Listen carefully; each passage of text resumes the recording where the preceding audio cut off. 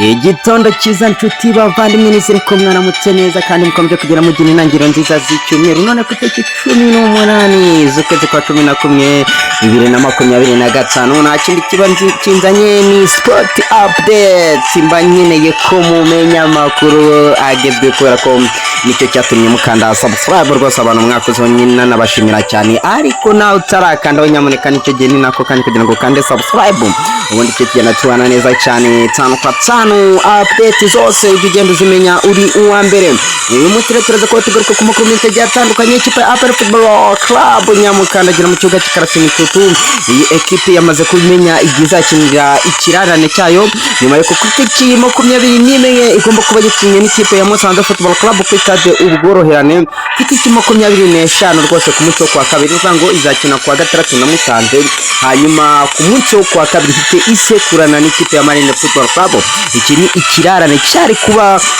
hari umunsi wa mbere wa shampiyona kubera yuko niwo mukino ikipe ya APR yari gutangira ikina ariko ikipe ya APR kubera ko yarimo yitegura umukino ukomeye cyane ikipe ya Pyramid yo mu gihugu cya Misiri byaje kuba uyu mukino byaje gutuma uyu mukino utaba ubikirarane ariko ubu ngubu rwose ugiye kuba turaza kugenda tubigaruka rero turaza kurebera hamwe imikino iteganyijwe muri shampiyona dore yuko ibigeze ku munsi wa 8 ibintu biraba bikomeye cyane ikipe nka Rayon iraba yatakiranye n'abanyamugimana ishobora byose AS Kigali ibintu biraba bikomeye cyane rwose induru zirabe zivuga ari kuri Kigali PV Stadium ku munsi ku cyumweru ku itariki 22 z'ukwezi kwa 11 AS Kigali Rayon hazatsinda n'ibintu bizaba bikomeye cyane nagutegereza tukazareba dore ko uyu mukino uzaba ari umwe mu mikino itegerejwe muri ino weekend abantu vango kwa gatandatu twese amaso tuzaba tuyahanze i Musanze twibaza se APR na Musanze biragenda gute iyi Musanze dore ko ikomeye nayo y'abasabani Hussein Chabalala ndetse n'ikipe ya APR yagaruye witwa Jacques Jibril Watara ku cyumweru amaso tuyahanze kuri Kigali PV Stadium n'ikipe ya Rayon Sport ndetse n'ikipe ya AS Kigali nayo n'ikipe ikomeye cyane y'aba Nziza n'abandi bakinnyi bagiye batandukanye ndetse ikipe ya Rayon nayo abakinnyi bakomeye cyane harimo abakinnyi nka Babigirimana Abediro mba ni imikino ikomeye cyane ndetse ino weekend iteganyijwe yuko amakipe mu gihugu cya Sudan agomba kuba nayo agaruka mu kibuga kubera yuko agomba kuba atangira gukina shampiyona kubera ko CAF rwose yamaze kuba iziha uburenganzira yamaze kubibiha umugisha yamaze kubisinya iravuga rwose mugende mwikine nimba mushaka gukina shampiyona y'u Rwanda dore ko mu gihugu cya Sudan intambara imeze nabi cyane ikipe ya Al Hilal of Duman akabiri equipe iri hano mu gihugu cy'u Rwanda igomba kuba yakira imikino yayo hano mu Rwanda ikaba ndetse irimo iritegura umukino igomba gukinamo n'ikipe yo muri Nigeria akabiri umukino w'amatsinda ya CAF Champions League ubwo rero ibyo byose uraza kugenda umenya muri kino kiganiro nyamuneka wowe kandi subscribe nimba uzi kutarakoraho rwose nicyo gihe nako kanya ubundi kugira ngo ukoreho tugende tubana neza cyane ndagite duhera mu ikipe ya Rayon Sport turambura amakuru yacu ikipe ya Rayon Sport ikabirimo byinshi birimo biragenda bivugwamo ewana dururu vurugo ewana nabuze izina nabyita iyi ngiyi rero akaba ari equipe rwose irimo igenda ivugwamo byinshi kavuga yuko irimo iratanga amakuru mwino minsi kandi kanatsindwa kubera ko umukino uruka gukina aje kubigutsindwamo n'ikipe ya Apple Football Club ibitego 3-0 iyi equipe rero abantu benshi bari bazaza bimeze bite yarabanje witwa Paul Muvunyi hagarariye body yarabanje agira gutya tumiza inama y'inteko rusange idasanzwe yagombaga kuba ku munsi ku cyumweru rwose muri no weekend ku itariki 22 arayitumiza rwose ewana n'abayobozi b'amafani club batangira kubabwira iby'iyo nama yuko bagomba kuzayitabira ariko bidaciye kabiri turabanza tubona itangazo ribuza umuntu ari we wese gukoresha ibirango by'ikipe ya Sport cyangwa se gufata nyine gukoresha izina Rayon Sport mu nyungu ze bigite cyangwa se kuba wakoresha ubwo icyo bari bashatse kuvuga gukoresha kashe gukoresha ikirango cy'ikipe ya Rayon Sport kuba wakaka amafaranga witwaje Rayon Sport abantu abasesenguzi tuvuga tuti ibintu birakomeye cyane kubera yuko inteko rusange yari yatumijwe n'utwa Paul Muvunyi kandi Paul Muvunyi yari yakizeho na kashe kandi iyo kashe ntabwo nyine ari ya Rayon byumvikana neza ko baragiye bakoresha indi kashe kubera ko twagereza itade iyo nama ntabwo yayemeraga nubwo yashakaga iyo nteko rusange ntabwo yayumvaga nubwo yarayikeneye bize ngo se wari